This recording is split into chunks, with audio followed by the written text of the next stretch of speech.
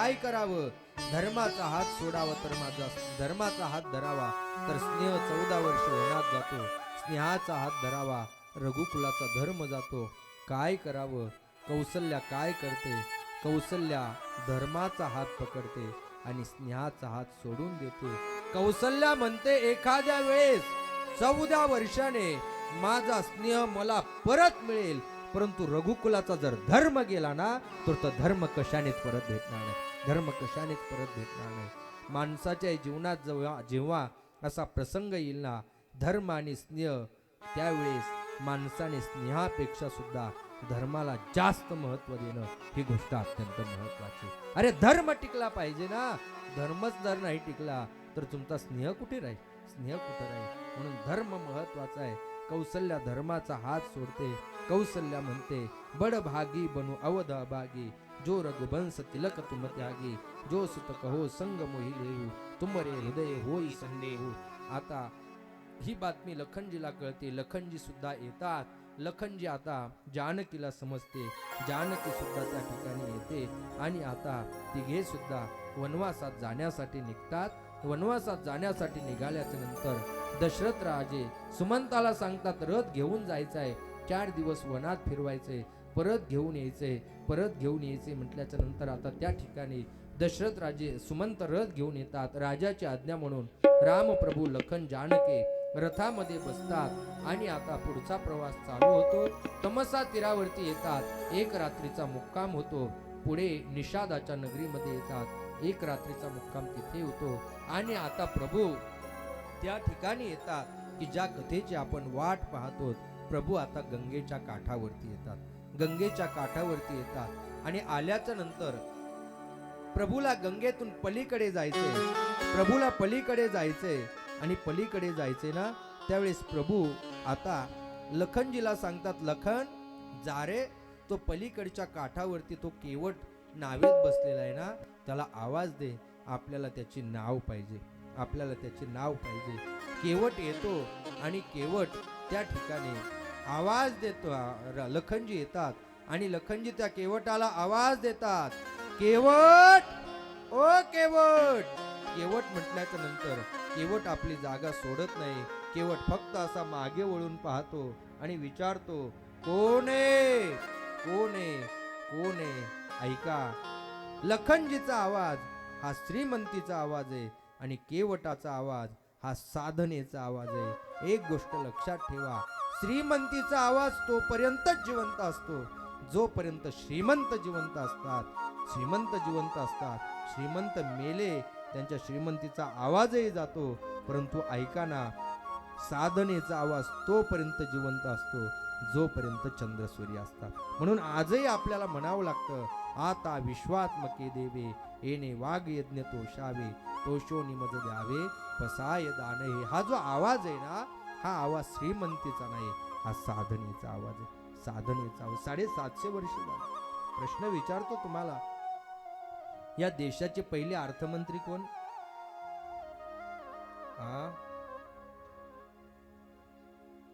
या देशाचे पहिले गृहमंत्री कोण? या देशाचे पहिले रेल्वे मंत्री कोण? ओ सखूबाई, तुम्हाला माहिती आहे का? तुम्ही म्हणाल त्यांनाच विचारता, आम्हाला विचारलं. नाही माहिती ना? बरं, रेल्वे मंत्री पद हे लहान आहे का? बरं तुम्ही सांगा. गृहमंत्री, देशाचं गृहमंत्री पद लहान आहे का? लहान नाही ना महाराज. अर्थमंत्री पद लहान आहे का? किती वर्ष झाले आपला देश स्वतंत्र? 75-76 वर्ष झाले देश स्वतंत्र हो. 75 वर्षापूर्वी आपले गृहमंत्री आपले कोण आहेत पहिले ते आपल्याला माहित नाही. रेल्वे मंत्री कोण आहेत ते माहित नाही. अर्थमंत्री कोण आहेत ते माहित नाही. परंतु 750 वर्ष झाले तरी माझ्या माऊली ज्ञानोबारायचं नाव माहित आहे. 450 वर्ष झाले तरी माझ्या जगद्गुरु तुकोबारायचं नाव माहित आहे. याचं कारण काय? याचं कारण एकच आहे, पहा. तो जो आवाज आहे ना, तो आवाज श्रीमंतीचा आहे आणि हा जो आवाज आहे ना, हा साधनेचा आवाज आहे. साधनेचा आवाज. साधनेचा आवाज.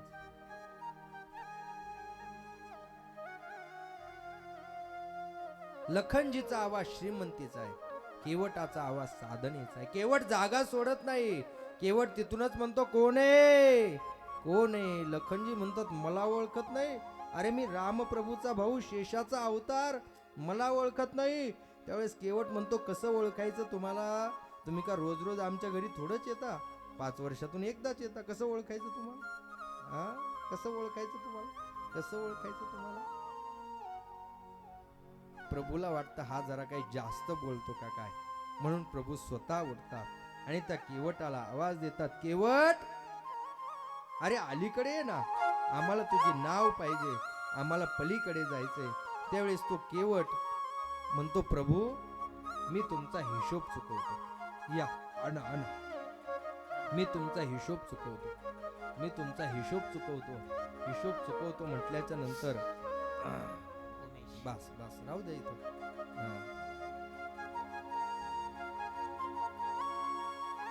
नाही इथेच जागेवरच राहू दे, नको तिकडे जायला. बरं इथेच, हा राहू दे राहू दे.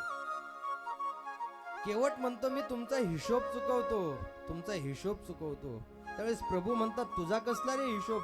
ऐका इकडे लक्ष द्या, त्याच्याकडे आपण नंतर पाहू. आधी माझ्याकडे मी सांगतोय ते महत्वाचं आहे, मग आपण ते चित्र नंतर पाहू. आधी माझं बोलणं ऐका. प्रभू म्हणतात तुझा कसला रे हिशोब आमच्याकडे? त्यावेळेस तो केवट म्हणतो, प्रभू माझा जरी हिशोब नसला तरी माझ्या मित्राचा आणि तुमच्या भक्तांचा हिशोब आहे. काय हिशोब आहे? केवट म्हणतो माझे मित्र तुमचे भक्त तुम्हाला बोलावत असतात, तुम्ही त्यांच्या स्वप्नात सुद्धा जात नाही. आज तुम्ही स्वतः बोलावताना मी तुमच्याकडे येत नाही. हिशोब चुकवतो, हिशोब चुकवतो. त्यावेळेस प्रभू म्हणतात अरे आम्हाला पहिलं तेराला जायचं, म्हणून तर तुला बोलावतोत ना. त्यावेळेस तो केवट म्हणतो, प्रभू त्यांना सुद्धा पहिलं तेरालाच जायचं असतं, म्हणून ते बोलावत असतात, तुम्ही त्यांच्याकडे जात नाही. आज तुम्ही स्वतः बोलावता, मी तुमच्याकडे येत नाही, मी हिशोब चुकवतो. त्यावेळेस तो केवट म्हणतो अरे आम्हाला तुझे नाव पाहिजे, आम्हाला पलीकडे जायचंय, नाव पाहिजे. त्यावेळेस तो केवट म्हणतो, प्रभू मी तुमचं मर्म जाणतो, मर्म जाणतो. म्हटल्याच्या नंतर त्या ठिकाणी लखनजीला राग येतो. लखनजी म्हणतात अरे आम्ही सोबत जन्माला आलो, सोबत वाढलो, आणि तू खुशाल म्हणतो मर्म जाणतो. काय मर्म जाणतो रे? त्यावेळेस तो केवट म्हणतो तुम्ही लहान होते, म्हटले होतो. नंतर मोठे झाले, म्हणले झालो. लहान माणसं मोठीच होत असतात. म्हटले तुम्हाला घ्यायला विश्वामित्र आले, म्हटले आले, आणि तुम्ही विश्वामित्रासोबत त्यांच्या यज्ञाचं संरक्षण केलं म्हटले. तिथून पुढे मिथिलेला जात असताना रस्त्यामध्ये तुम्हाला एक आश्रम लागला. हा, लखनजी म्हणतात काय आमच्या प्रभूचं मर्म आहे. त्या आश्रमामध्ये एक भली मोठी शिळा पडली होती, आणि काय आमच्या प्रभूचं महत्व आहे म्हटले. आमच्या प्रभूचे चरणरज त्या शिळेला लागले, आणि त्या शिळेतून एक बाई तयार झाली. त्यावेळेस तो केवट म्हणतो हेच तर तुमच्या प्रभूचं मर्म आहे. अहो तुमच्या प्रभूच्या चरणरजाने जर एका दगडाची बाई झाली, तर दगडापेक्षाही माझी नाव अत्यंत मृदू आहे, लाकडाची आहे. जर तुमच्या प्रभूचे चरणरज माझ्या नावेला लागले आणि या नावेची दुसरी बाई झाली, एकच तर डोकं उठवती, दोन दोन कुठं सांभाळू, दोन दोन कुठं सांभाळू. प्रभू त्याच्या भक्तीतलं व्यंग जाणतात. प्रभू म्हणतात काय केलं पाहिजे? चरण तर काढता येत नाही, चरणरज काढण्याची व्यवस्था आहे, जा चरणरज धो. त्यावेळेस तो केवट पळत पळत जातो, आपल्या सौभाग्यवतीला म्हणतो चाल आपलं भाग्य उदयाला आलं. जगाचा मालक त्याचे पाय धुण्यासाठी आपल्याला संधी प्राप्त झाली. त्या ठिकाणी तो केवट प्रभूचे चरण धुण्यासाठी पात्र निवडतो. काय केवटाचं विज्ञान आहे? केवट धातूचं पात्र निवडत नाही, केवट लाकडाचं पात्र निवडतो. काठवट घेऊन येतो, काठवट घेऊन येतो. केवट म्हणतो धातूच्या पात्रात एखाद्या वेळेस त्या ठिकाणी ते वाळल्याच्या नंतर लगेच शांत होईल, परंतु हे काठवट जी आहे ना ती लाकडाची, अनेक दिवस याच्यामध्ये तीर्थ मुरून राहील. काठवट माहिती आहे ना तुम्हाला? कशाला वापरतात? भाजी करायला, हा भाकरी करायला. आहे का काठवट तुमच्याकडे? आता काठवटीच राहिलं नाही महाराज, सगळ्या स्टीलचा जमाना आलाय. माणसंच फक्त कातड्याची राहिलीत, नाही तर माणसं स्टीलचे होतील आता. तो केवट काठवट घेतो, आपल्या सौभाग्यवतीसह त्या ठिकाणी येतो. चला या घेऊन या, काठवट घेऊन या. आणि आणल्याच्या नंतर केवट प्रभूचे पात्र अत्यंत लहान आहे केवटाचं. प्रभू म्हणता, केवट म्हणतो, प्रभू मला माहित आहे तुमचे पाय खूप मोठे आहेत, या माझ्या पात्रामध्ये बसणार नाहीत तुमचे पाय. त्या ठिकाणी एक पाय ठेवा. प्रभू एक पाय त्या नावेमध्ये किंवा काठवटीत ठेवतात आणि काठवटीत ठेवल्याच्या नंतर आता त्या ठिकाणी केवट प्रभूचं तो चरण धुतो आणि चरण धुतल्याच्या नंतर आता प्रभू ते ओलं झालेलं चरण परत खाली ठेवतात आणि खाली ठेवल्याच्या नंतर त्या ठिकाणी केवट आपले हात डोक्याला लावतो. त्यावेळेस प्रभू म्हणतात, अरे डोक्याला का हात लावतो, दुसरं चरण धु ना, दुसरं चरण धु ना. त्यावेळेस तो केवट म्हणतो, प्रभू तुम्हाला डोकं नाही म्हणून मी माझ्या डोक्याला हात लावतो. अरे मला डोकं नाही म्हणतो.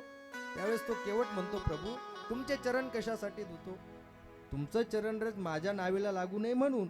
आणि जर तुम्ही ओलं झालेलं चरण परत मातीत ठेवत असाल तर काय होईल, आणखी जास्त माती त्याला चरणरज लागतील ना. अरे मग काय केलं पाहिजे, गरज तुमची, तुम्ही ठरवा काय करायचं ते.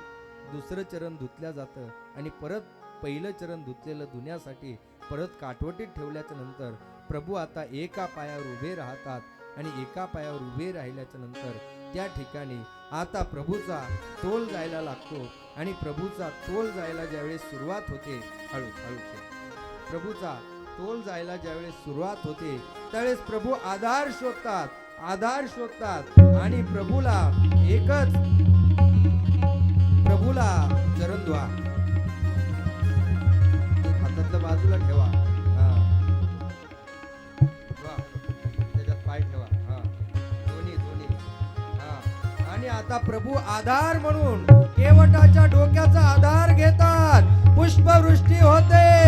धन्य हो केवट, धन्य हो केवट, धन्य हो केवट. अरे जे प्रभूचे चरण डोक्यावर डोक्यावर पडण्यासाठी 1000 वर्ष तपश्चर्या करावी लागते, ते प्रभूचे हात तुझ्या डोक्यावर पडले. धन्य हो केवट, धन्य हो केवट, धन्य हो केवट. अति आनंद उमगे अनुरागा, चरण सरोज पकार लागा.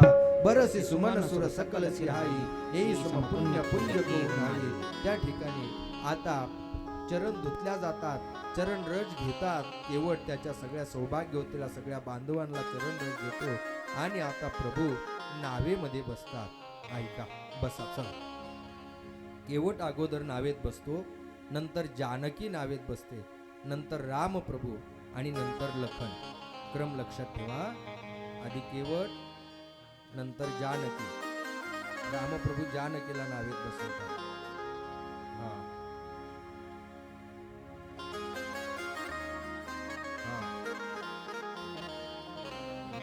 हळू हळू.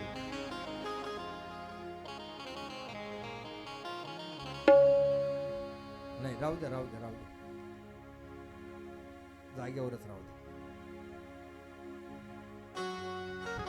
चला, लखनजी बसले का?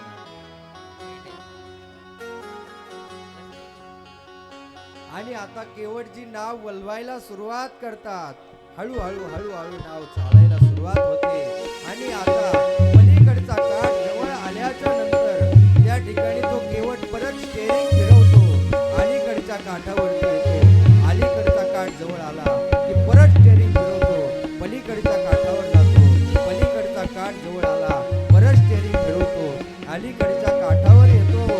लखनजीला राग येतो. लखनजी म्हणतात, प्रभू अहो सांगा ना तुमच्या भक्ताला, सांगा ना तुमच्या भक्ताला किती चक्कर मारतोय. त्यावेळेस प्रभू म्हणतात, अरे केवट किती चक्कर मारतो आम्हाला, किती चक्कर मारतो.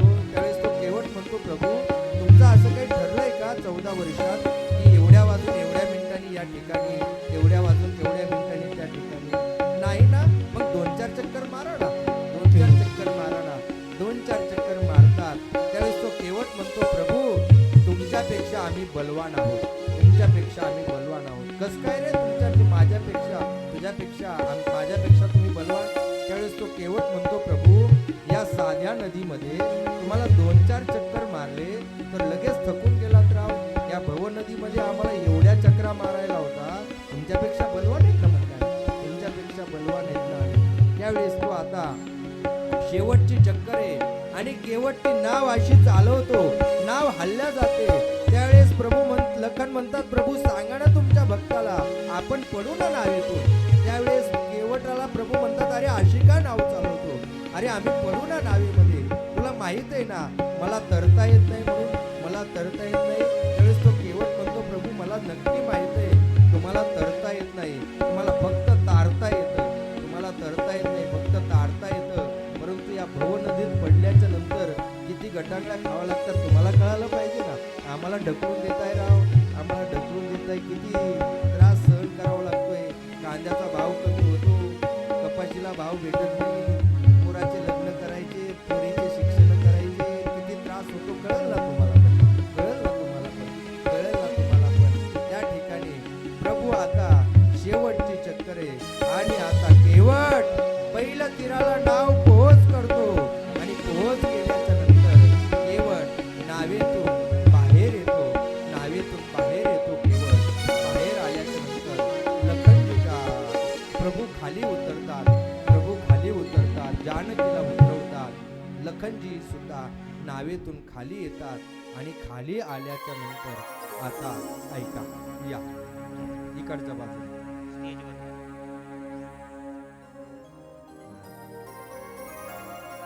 हळू, नाहीतर नाव मोडून जायचं.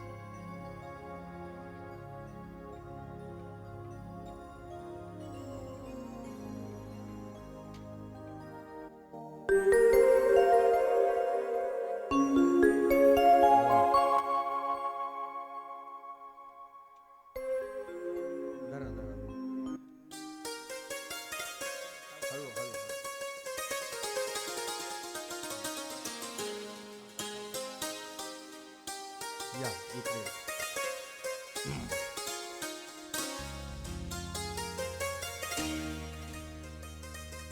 राम प्रभू लखन जानकी नावेतून उतरतात. प्रभू जानकीकडे पाहतात आणि जानकीकडे पाहिल्याच्या नंतर जानकी आपल्या हातातली मुद्रिका काढते, प्रभूच्या हातात देते आणि प्रभू आता ती मुद्रिका केवटाला ज्यावेळेस देतात त्यावेळेस केवट म्हणतात, प्रभू हे काय करता, हे काय करता. त्यावेळेस प्रभू म्हणतात, केवटा तुझी उतराई आम्ही तुला देतो रे, कोणाचा फुकट फायदा कधी घ्यायचा नसतो, तुझी मजुरी आम्ही तुला देतो, तुझी मजुरी आम्ही तुला देतो. त्यावेळेस तो केवट म्हणतो, प्रभू आज मला काय प्राप्त झालं नाही प्रभू, जन्मोजन्मी मी जे काम करत होतो ना त्याची सगळी कमाई, त्याची सगळी मजुरी आज मला प्राप्त झाली प्रभू, मला आज काय प्राप्त झालं नाही, आज काय प्राप्त झालं नाही. नाथ आज मै काह न पावा, मिटे दोष दुख दारिद दावा, बहुत काल मै किन्ही मजुरी, आज दिन विधी बनी भली पुरी. त्या ठिकाणी मला आज काय प्राप्त झालं नाही, मला सगळं प्राप्त झाले, सगळं प्राप्त झाले. त्यावेळेस तो केवट प्रभूकडे पाहतो आणि प्रभूला म्हणतो, प्रभू माझं काम जे होतं ना या नदीमध्ये काम होतं, मला किनारा माहीतच नव्हता प्रभू, कारण की मी इकडच्या काठावरून पॅसेंजर घ्यायचो, लोक घ्यायचो आणि पलीकडच्या काठावर सोडायचो, पलीकडच्या काठावर लोक तयारच असायचे, पलीकडच्या काठावरचे लोक नावेत बसवायचो, अलीकडच्या काठावर यायचो, तोपर्यंत इकडच्या काठावर लोक तयारच राहायचे. मी या भव नदीमध्ये चक्कर मारत होतो प्रभू, मला किनारा माहीतच नव्हता, किनारा माहीतच नव्हता. माझं काम प्रामाणिकपणे चालू होतं, परंतु प्रभू मला नक्की माहीत होतं, मी जर एवढ्या लोकांना किनारा दाखवला असेल ना तर एक दिवस मला सुद्धा किनारा दाखवणारा माझ्या जीवनात आल्याशिवाय राहणार नाही, माझ्या जीवनात आल्याशिवाय राहणार नाही. एवढ्या लोकांना किनारा दाखवलाय ना प्रभू, आज मला काय प्राप्त झालं, मला सगळ्या गोष्टी प्राप्त झाल्या. हमें जो तुम्हारा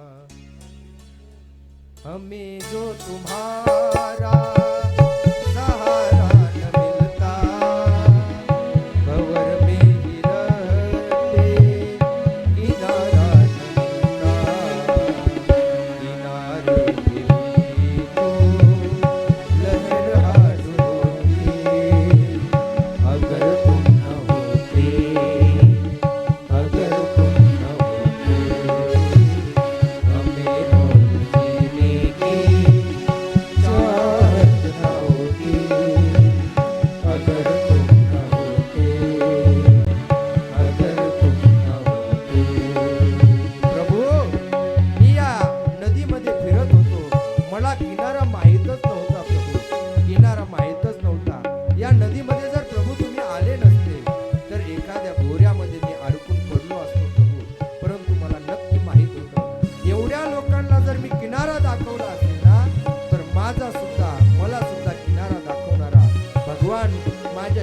आल्याशिवाय राहणार नाही प्रभू. मला तुमचा सहारा भेटलाय आणि म्हणून मला आज हा किनारा प्राप्त झालाय. हमें जो तुम्हारा सहारा न मिलता, भंवर में ही रह के किनारा न मिलता, किनारे पे तो लहरा होगी, अगर तुम न होते, अगर तुम न होते, हमें और जीने की चाहत न होती, अगर तुम न होते, अगर तुम न होते. शब्द कुठले हे पाहू नका गड्या. शब्दाचा भाव काय हा महत्वाचा. शब्दाचा भाव महत्वाचा असतो. शब्द महत्वाचे. शब्द कुठले त्याचा विचार नाही, शब्दाचा भाव काय. मला असं वाटतं आपण सगळे सद्गुरू योगीराज गंगागिरीजी महाराजांची भक्त मंडळी आहे. सगळे नारायणगिरीजी महाराजांची भक्त मंडळी आहेत. जर आपल्याला नारायणगिरीजी महाराज गंगागिरीजी महाराजांचा सहारा भेटला नसताना तर या संसार समुद्रामध्ये आपण गटांगळा खात राहिलो असतो. त्यांचा सहारा भेटलाय म्हणून आज आपलं जीवन परमार्थाच्या दिशेने चालू आहे आणि आपल्याला कुठेतरी किनारा भेटतोय. आणि म्हणून मला असं वाटतं आपण सुद्धा कधीतरी त्या बेटावरती गेलं पाहिजे. नारायणगिरीजी महाराज असतील, सद्गुरू गंगागिरीजी महाराज असतील, त्यांच्या समाधी समोर सगळ्यांनी बसलं पाहिजे आणि सामूहिक म्हटलं पाहिजे. काय म्हटलं पाहिजे? हमें जो तुम्हारा सहारा न मिलता, भंवर में ही रह किनारा न मिलता, किनारे पे भी तो लहर आज होगी, अगर तुम न होते, अगर तुम न होते, हमें और जीने की चाहत न होती, अगर तुम न होते, अगर तुम न होते.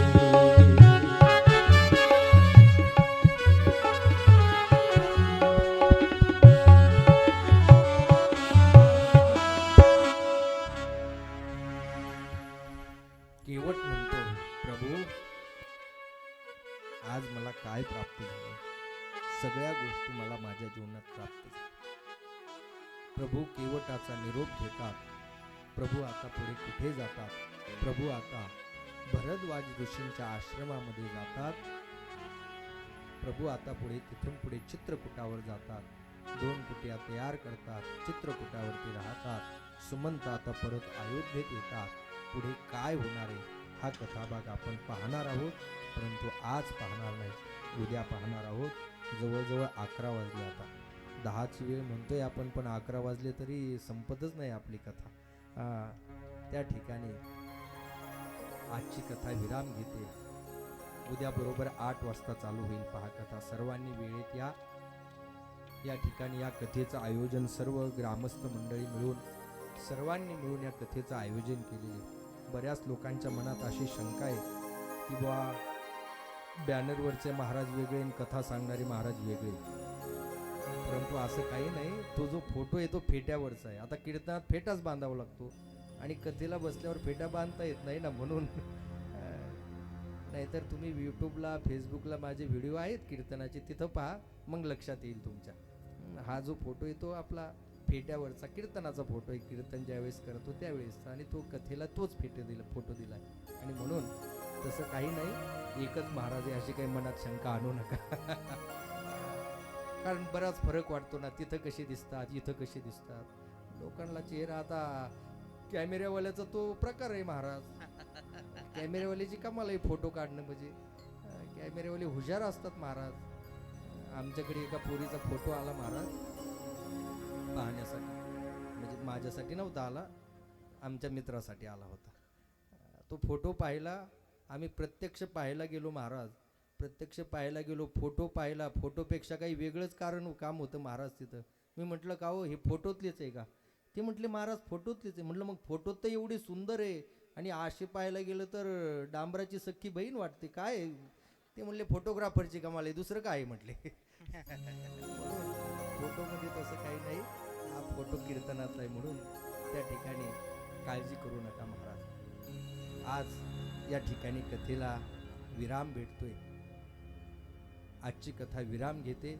उद्या राम भरत भेटीची कथा आहे आणि परवाच्या दिवशी आपली कथा सांगत आहे. लंका दहन आहे, शबरीची कथा आहे, राम राज्याभिषेक आहे, रावण वध आहे, बरीच कथा शिल्लक आहे महाराज.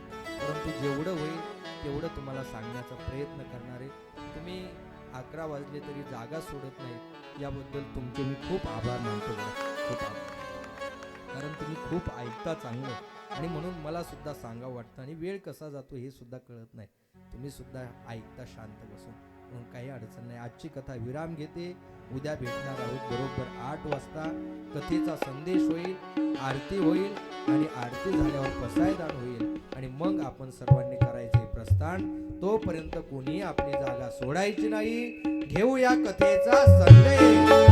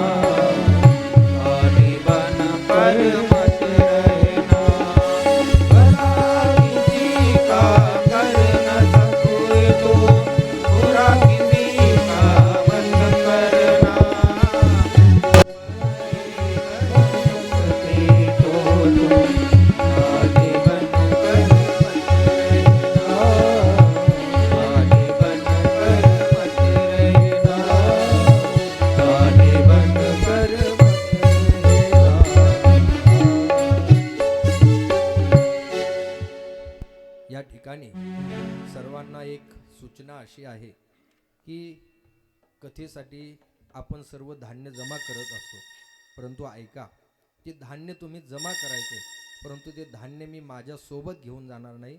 तर जे काही धान्य जमा होईल ते आपण सगळं बेटावर पाठवणार आहे.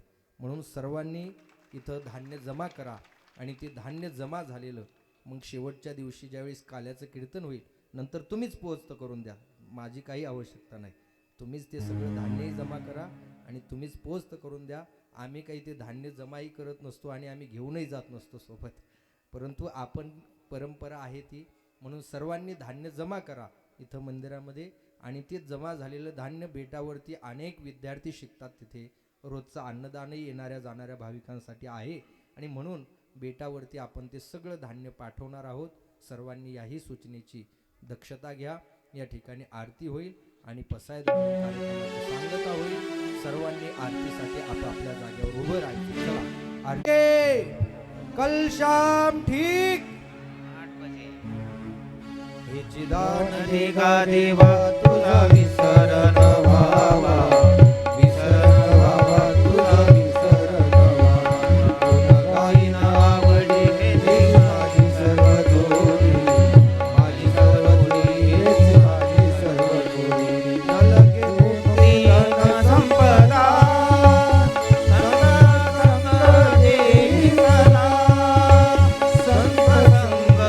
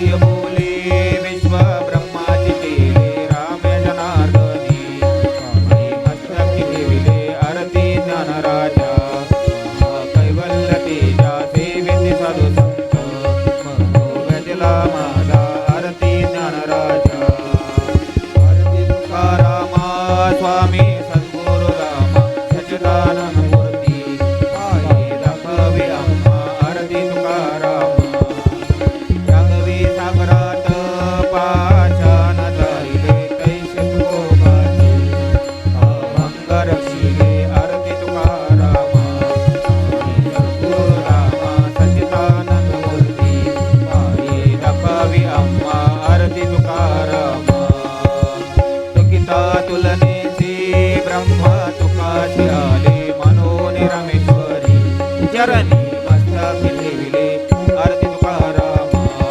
स्वामी सद्गुरु रामा सच्चिदानंद मूर्ती पायी दाखवी आम्हा आरती तुकारामा खाली रांगण वंदीन चरण डोळ्याने पाहिलं रूप रे श्री हरी आनंदी होईल भावे उवाळीन मने नमा पिता तुमेव तमेव तत्तु सदाशिवे तमेव विद्या द्रविणं तमेव तमेव सर्वं देवते कायेन वाचा मनसेन्द्रिय वा बुद्ध्यात्मना वा करोमि यत्तं सकलं परस्मै नारायणानि समर्पयामि अजितं केशवं राम नारायणं कृष्णं दामोदरं श्रीधरं माधवं देवतावयं जयन्ती नायकं हरे राम हरे राम राम राम हरे कृष्ण हरे कृष्ण कृष्ण कृष्ण हरे राम राम राम हरे कृष्ण आता विश्वात्मके देवे येणे वाकेतने तोषावे दोषो निमज द्यावे तसाय दान हे जे खळाची गणपती सांडो या सत्कर्मी रती वाढो होता परस्परे पडो